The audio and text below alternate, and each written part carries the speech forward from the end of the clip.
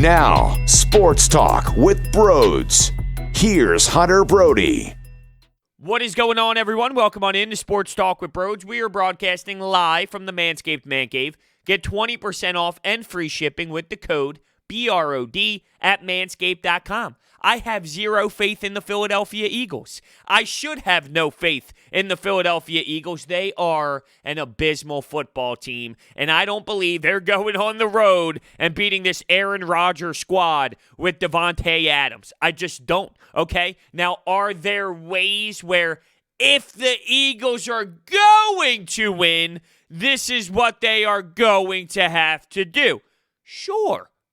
No doubt. You can say that any week about any team, even the Jets. Even the Jets, you can say that for. Well, if the Jets are going to win, they need to do this. But it's about actually doing that and actually executing that. So are there possibilities out there? Yes. And one starts with 12 personnel.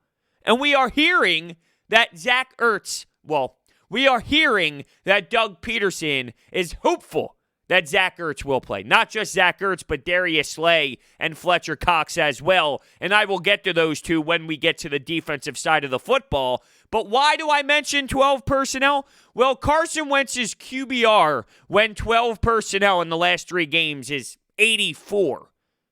And when you look at the Packers defense, they are 26th in the league when it comes to defending 12 personnel. So there's something there. Carson Wentz is having success in that formation. Doug Pederson is apparently going to give up more play calling. So whoever is going to be making the decisions, whether it's Press Taylor or Rich Gangarello, and I'm using those two as the names because Jeff McClain put out a report saying it's already starting to happen. There have been previous moments where those two have been play calling. So Doug Pederson possibly leaning towards giving them even more when it comes to calling plays throughout a game. So whoever is going to be doing it, and apparently it will be a collaborative effort, sure. I mean, obviously, Doug Pederson is still going to have say in what's going to happen. I haven't seen them put this kid, Carson Wentz, in the best situation possible all season long. They have not been putting the kid where he succeeds most, outside the pocket. That's what he does well. So why would I expect randomly that they will start throwing out heavy 12 personnel knowing that he's good at it? They might do it by default. Here's the thing. The Eagles might luck themselves into doing something positive because if Zach Ertz does return, once again, Doug Pederson said he's hopeful. So if Zach Ertz does get on the field, well, how do you keep Zach Ertz and Dallas Goedert off the field at the same time? By default, you might see more 12 personnel because they're forced to use their better players, and that would help Carson Wentz out, and hopefully it'll make him more comfortable. We all know the tight end position is where Carson Wentz likes to go, and that's his comfort zone. That's his security blanket. Well, why not give it a shot? I talk about this all the time. Doug Pederson, it's never about targeting the other team's weaknesses. It's always about this is my scheme and this is what we do. I'm telling you right now that the Green Bay Packers are not good at stopping 12 personnel. So use 12 personnel. Not only that, you could attack them in the run game a bit. No doubt about it. Oh, but what's that? Miles Sanders had 6 damn carries last week. That's incredibly disgusting. I don't even know if those two words make sense together, but I just used it. That's unacceptable. Run the ball, Doug. And now we're hearing that maybe, I saw this from John Clark of NBC Sports Philadelphia, Jordan Howard might get a go. This is what bothers me. Jordan Howard had success against this team on that Thursday night football game. Why is it going to take Jordan Howard being picked up, being put on your practice squad, and then having to face the Green Bay Packers for you to realize, maybe we should run the ball more. You know what I mean? Why would it take Jordan Howard in a matchup against the Packers for you to think about running the ball more when you have Miles Sanders? Now, I'm not saying that is 100% the case, but I could totally see that happen. I wouldn't be shocked if they use Jordan Howard, they pound the rock a bunch, and I'm thinking, why? Why now? Why not before? When Miles Sanders is significantly a better running back, a different running back, but still, it shouldn't take you this to realize running the rock would be a better idea.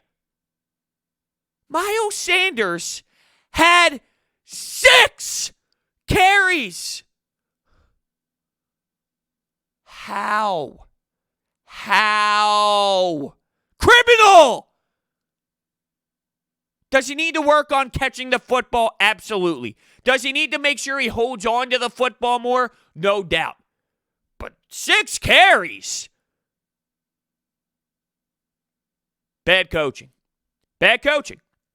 And I wonder what's going to happen with this new play calling situation. Now, we're informed that Rich Scangarello has been involved in the 2-minute offense. Well, that's funny because I see the 2-minute offense working good.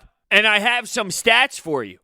So, the Eagles and Wentz have done better in the 2-minute when hurry up and no huddles are utilized. Not shocking, not breaking news.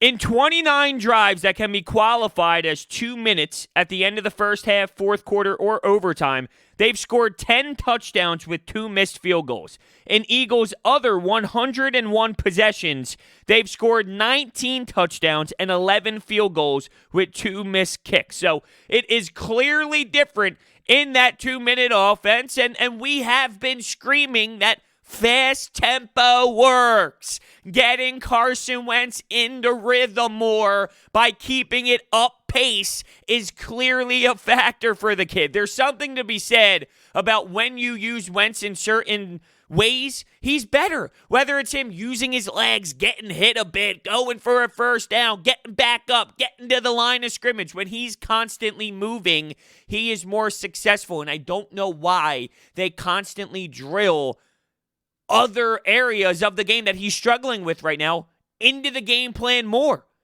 I'm acknowledging that I am not begging, but sure, I guess begging is the word.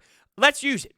I am begging the coaching staff to move away from standard quarterback football things to baby a quarterback who is struggling right now.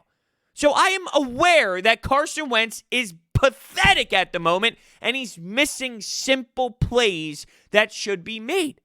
But as a coaching staff, you do see areas that are working and that are being beneficial with Wentz during this tough time.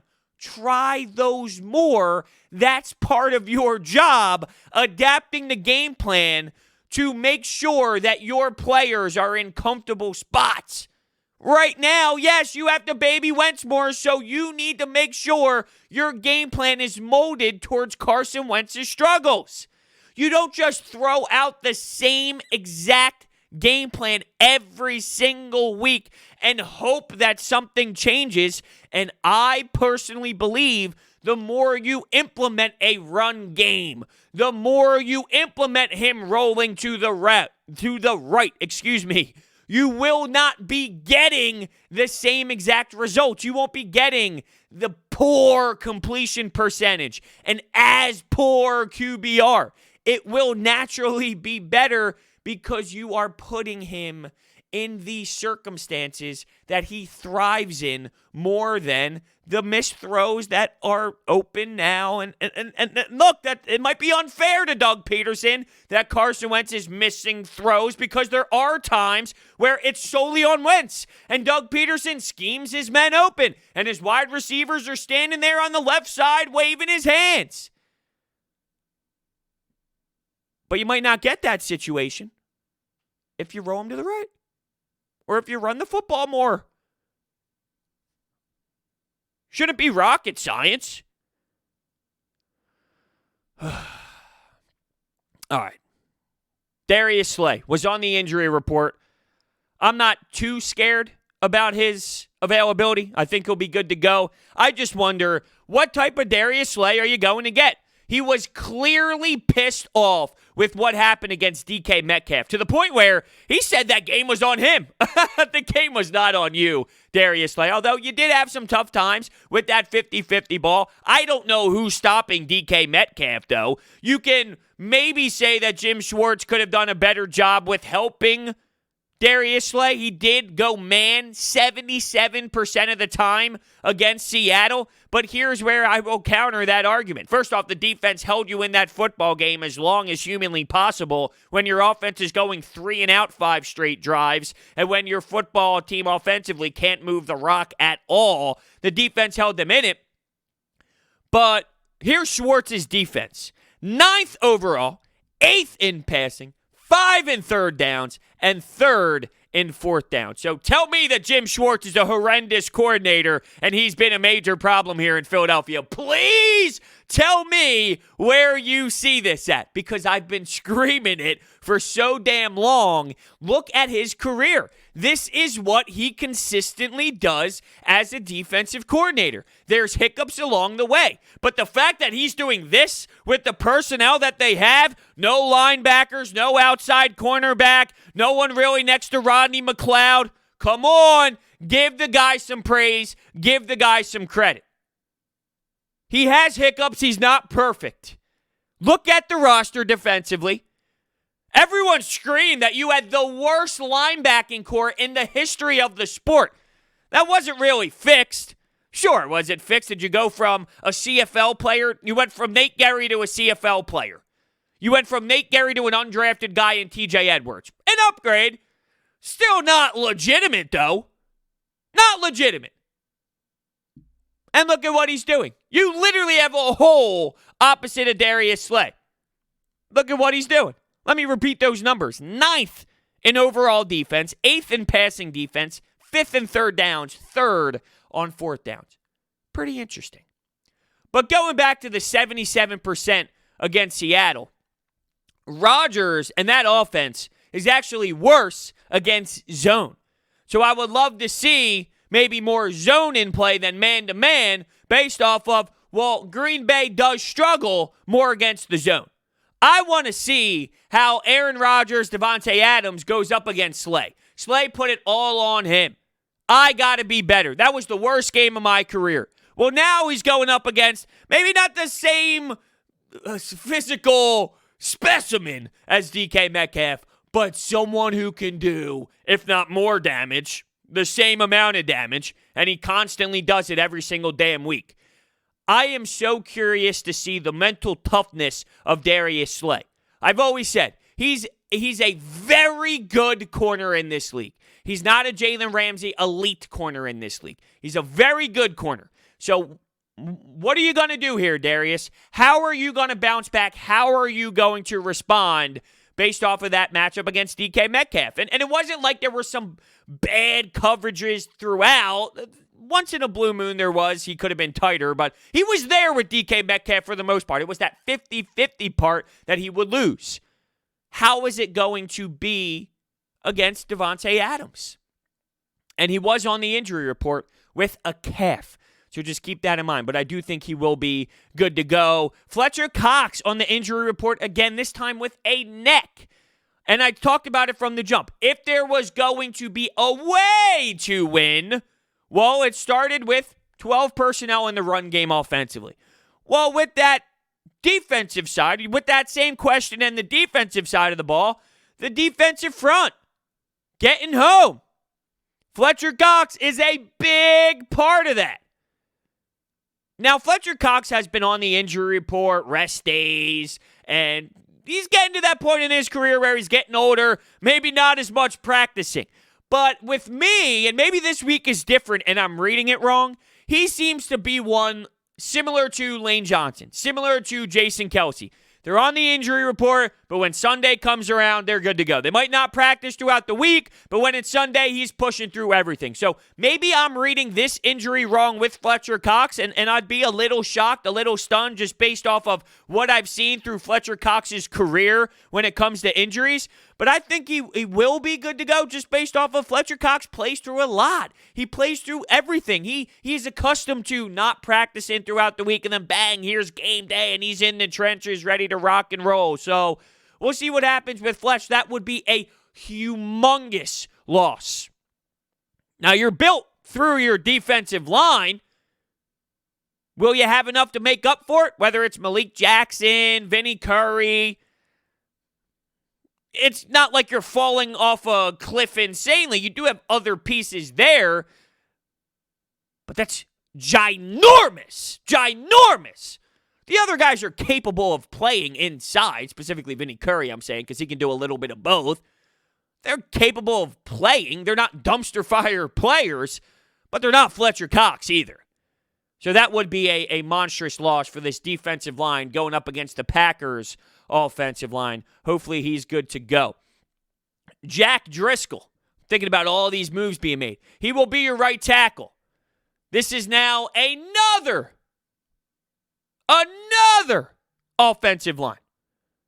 Jordan Mailata, who played outstanding, may I add, in his last outing. Crazy that you went from Jason Peters' performance in the one game, flip it to Jordan Mailata, and wow, the difference you had at left tackle. So you'll have Mailata, Isaac, Kelsey, Jason Peters, and Jack Driscoll. I still want to know what happened to Nate Herbig. And I can't believe that Jason Peters is still going, although I can believe it. Because he has this organization held by the nutsack. He has them held by the balls. And they won't sit the guy. He's not playing good enough. Very poor, actually. He literally has no foot. He's playing with this banged up toe. A big-time injury for him. And yet we're still tossing him out there every single week. What happened to Nate Herbig? Can we get an explanation? I am not satisfied with Stoutland just saying, oh, yeah, Opeta outplayed him. Opeta's been outstanding. No way am I satisfied with that answer. I'm not satisfied with a lot of things, damn it. But you know what I am satisfied with? DraftKings. DraftKings has brought their expertise to legal sports betting. It's a legitimate sports book based right here in the U.S. So you can rest assured that your funds are totally secure. DraftKings, America's top-rated sportsbook app, is safe, secure, and reliable. Deposit and withdrawal at your convenience. Listen to this deal. It's outrageous. All new users have a chance to earn a sign-up bonus up to $1,000. Download the app and sign up using promo code BRODES. Check out all that they have to offer, including player props, live betting, and so much more. If sportsbooks are not yet available in your state, don't forget about the DraftKings Fantasy app, which offers millions of dollars in total prizes every single week. And if you or someone you know has a gambling problem, crisis counseling and referral services can be accessed by calling 1-800-GAMBLER. Gambling problem, call 1-800-GAMBLER. There is something I look at, though, that scares me a lot. Well, there's a lot of things that scare me a lot when I think about opposing squads facing this Eagles team. But Tunyon, there can be damage done between him and Aaron Rodgers. It could be bad. It could possibly, I'm not saying it will be, but it could possibly be a spot where they target that matchup over and over and over and over again. We've seen plenty of tight ends, especially early this season when Nate Gary was out there, so maybe that changes things a bit. But we've seen tight ends be the main weapon in other teams' offenses in their blueprints heading into Sundays against this squad because they know that they can exploit that matchup. Well, Tunyon is totally someone who can run all over this football team. Who's going to stop him? Who's going to be able to stop him in the pass game? It's a great question. And oh, by the way, Aaron Rodgers is throwing the football. I love Aaron Rodgers. I literally am in love with watching this guy play. I swear to God, I hope he plays until he's 55. He's just so cool, calm, collective, so casual with the throws. I actually saw this trending on Twitter the other day. It was that video of him when he was at, I believe it was the Milwaukee Bucks game, and it was him trying to chug the beer, and it took him like 300 seconds to finish it, but he couldn't even finish it. He had to look down and start dabbing his mouth. Come on, Aaron! You got to be able to one knee that son of a bitch and get that thing down within 3 seconds if you're going to be a quarterback in this league. All jokes aside, though, he has been a pleasure, a joy to sit back and watch when it's not against this team.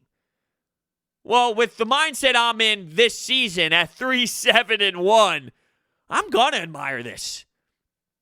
Dropping back, right? How about when the chin strap's hanging? I love myself some Aaron Rodgers, man. He is playing at the top, at the very top. And people question, what? You didn't get him a weapon? You didn't go get him a weapon in the first round. You got him a quarterback. And before any of those Jalen Hurts jagoffs come in, there's two different scenarios in where Carson Wentz is in his career, his new contract, picking Jalen Hurts then, and Aaron Rodgers, who's super late in his career. And this organization, the Packers that is, has already had a ton of success doing this in the past. Brett Favre, Aaron Rodgers. So if the Eagles did this before, if they picked someone in the second round and it worked legitimately, like I'm talking the way the Packers did it, not the way the Eagles have done it in the past. I'm talking the Packers route. If you showed me, hey, I've done this before and it works, I would clearly step back and say they have a plan. But isn't it obvious that this Eagles team doesn't have a plan with Jalen Hurts? Seriously. They had no clue what they were doing. So I can't even compare the two. But Aaron Rodgers, with that pissed-off mentality, he elevated his game, and look, he's balling. Now, I do agree that Carson Wentz needs to elevate his game. There was a way for Carson Wentz to shut everybody up about the Jalen Hurts pick, and that was to elevate his game and to continue to play fantastic football. He has not done that whatsoever, and there is a lot of blame that goes towards the individual of Carson Wentz without the play calling, without the play design, without Doug Pederson, without his receivers, without his linemen being in the conversation. I could rip and destroy Carson Wentz every single day. I'm at the point now where I toss my hands up and say, I don't even give a damn what you do. Throw it hurts. I don't care. Something needs to change. You got to do something. I don't know if you're flipping around Carson Wentz anytime soon with his play. So I'm open to anything. I know that Carson Wentz has been trash. He could have stepped up and gave everyone the finger. But he didn't. And that goes on him. I don't know where you go from here with this Hurts situation. You know, last week, Jeff Mosher reported that Jeffrey Lurie was directive in saying you can play Hurts if Carson Wentz struggled. Well, Carson Wentz played bad, and then you had that last drive, which possibly could have been Scangarello's play calling, may I add, in that 2-minute warning type deal. They end up getting a touchdown. So it kept him alive a bit. Just because he was directive towards playing him, if Wentz played bad, doesn't mean he had to. Unless it did, and Doug Pederson said, I'm not doing what you tell me to do. I don't know how much power Doug Pederson even has. Seriously. I think he's walking around with zero power as a head coach. And it always comes back to the same question that I ask myself when I think about the lack of power by Doug Pederson. Does he have no power because it's the right way to do it since Doug Pederson is a dope? Or is this the result because they're overstepping the head coach and the wrong people are making the decisions? The first reaction to hearing an owner has his hands on things is, why is he doing that? And okay, I can get behind that. But is he stepping in because there's an actual reason to? Because Doug Pederson should not be trusted because he can't think on his feet, because he does have a bad judgment. Mike Groh, keeping him around, maybe that was the wrong move. So if you gave Doug Pederson the power to keep him around, that's the bad move. But the other side is, whatever this slop is, that didn't work either. So we know this wasn't the move. We also knew Mike Groh wasn't. Maybe they're both making bad decisions. You understand what I'm saying? It's obvious that they both screwed up. Mike Groh wasn't much of a help. Although it's tough to tell in that sample size. Same can be said about this. But I just wonder, is it the right thing to do to step over Doug? Because, listen, he's not the smartest guy in the world. He's not the sharpest tool in the shed.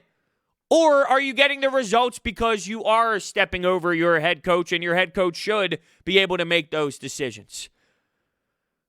You're in a tough spot. But I do know, I mentioned Tunyon being someone to look out for. Aaron Jones, of course. Jamal Williams, of course. They can work with that run game, and that can open up that pass game. And if they hit those linebackers, I know Alex Singleton has been making some plays. He's been making some tackles. I know TJ Edwards can make some tackles. But you can also run the football team. You can run the football team. You can run the football on this team as well, and you saw it with the Browns. If you continue to plug, and plug, and I know Nick Chubb and Kareem Hunt, different level, two types of beast for sure. I know, though, that you can still, if you wanted to stay consistent with the run game, you will get some openings on this team. Now, I'm trying to look up a quote that I saw from Reuben Frank about, he was tweeting so much, so I don't know if I'm exactly going to find it, but he was tweeting about how the Eagles in the pass game have an obnoxious amount of pass attempts, and their passing yards per play, it's so tiny compared to actually averaging such a... Miles Sanders averages such a great amount of rush per yards, or yards per rush. He's up there with Nick Chubb. But the amount of times they do it is horrendous. It makes no sense. It doesn't add up. So I'm trying to look up exactly right now. The problem is he quote tweets a lot of people and he goes back and forth with a lot of people, which I find myself doing as well. So I'm just going to give it a casual stroll as I continue to just babble about things. And I am going to give up. Maybe I am. Oh, did we find it? Yeah, here we go. Wow, how about that, Brodes? On the money. The Eagles are 8th in the NFL in pass attempts and 31st in yards per passing play. The Eagles are 28th in the NFL in rush attempts and 3rd in yards per running play. You're 28th in the league in rush attempts, yet you're 3rd in yards per rushing. Oh, that's bad. That's awful. Your offensive line's awful too, which doesn't help. Doesn't help in every single situation in the game, may I add. The offense is one collective group. You know, when Brown was playing right guard, remember when Brown was playing right guard and the team got abused on the O-line? But during the tape study, everyone was saying it wasn't as bad as what you thought from everybody else. It was that trash from one human being. That's how I look at this offense. Carson Wentz has been awful. But if one part of the offense slips up, the whole offense slips up. And right now, you have 8 pieces on the offensive side messing up. So it's resulting in it looking like this. Rock bottom. Can't even move the football. Can't even move the football an inch. It really is wild. And I'm curious what you're going to see out of this Jalen Hurts situation. Is this just what it is at this point? This is what you're going to get? Carson Wentz lined up on the outside as wide receiver every play and some read options. Give the kid a chance. Seriously, look at me right now. Give the kid a damn chance. Let him play a series. Let him play a couple plays. So you get a 5-yard gain with the pass to Alshon Jeffrey. Then you take him out, put Carson Wentz back in, he gets sacked, and you punt. What is that getting accomplished? What does that do? It does nothing. It is stupid. Are they trying to justify things? Clearly. We all question what the hell was this at the time. And I think we still have the right to question what the hell was this?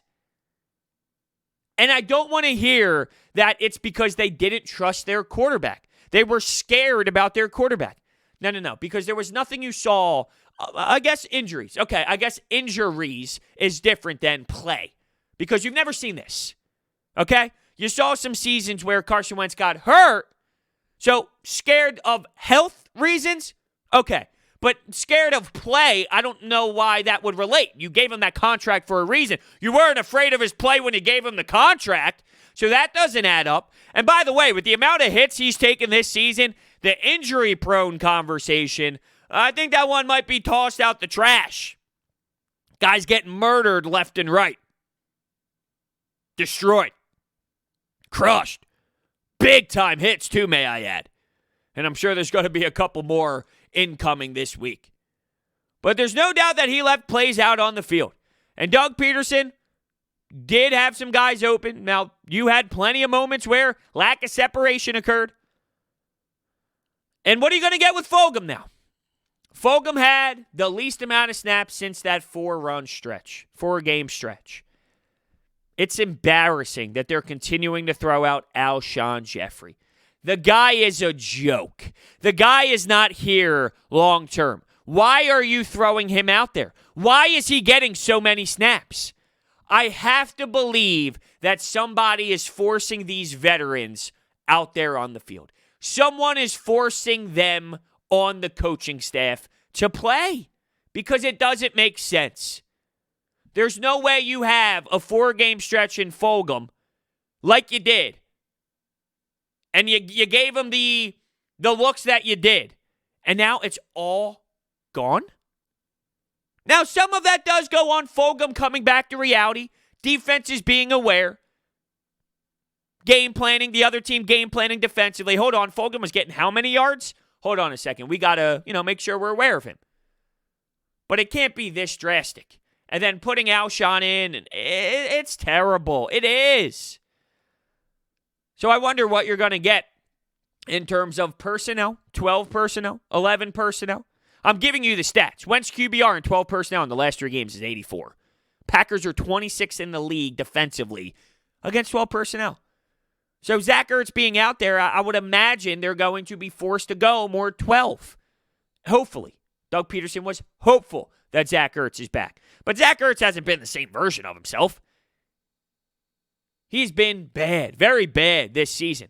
Not just out there and running, but mentally as well. Not just the lack of plays he's been making, but body language, tone, clearly frustrated. So am I sitting here going to imagine that, hey, just going 12 personnel is going to be the difference? Absolutely not. The guy's now coming off of an injury. So he was poor before the injury. Now he's coming back with the same mentality of being frustrated about the contract, and he has to come back from the injury. So I don't expect that just to work. It's just something that's there. When going into games, you think, okay, how can they win? If they were going to, not that they are. How about this? If they're going to keep it close, they need to do blank. Well, I'll say running the football because you need to limit how much time Aaron Rodgers has the football. If you're running the football, getting first downs, running the clock down, you're having Aaron Rodgers with that chin strap flowing on the bench, waiting, on the sidelines, waiting to go out there on the field. Take the ball out of their players' hands, their best players' hands. Aaron Rodgers is their weapon. Don't allow that weapon to have the football. We'll see, Douglas. We'll see. You piss me off a lot. This whole team pisses me off a lot. You know that? You know what doesn't piss me off, though? When I get something done to my house and it's done beautifully. Oh, who does that, you may ask? I have the answer. Orbit Energy and Power. With over 20 years of experience in the solar industry, they are home to your solar experts in residential and commercial projects. They are dedicated to making sure your project is completed easily and properly by using high-quality materials and trained professionals to get the job done right. They also provide water purification systems, backup energy services, battery storage, and more. So check them out online. Their information is down below in the description. What am I sensing? I'm sensing a beatdown. I'm sensing a double-digit win for the Green Bay Packers. Sadly, that's where we are today. Thank you all so much for listening, and I will see you next time.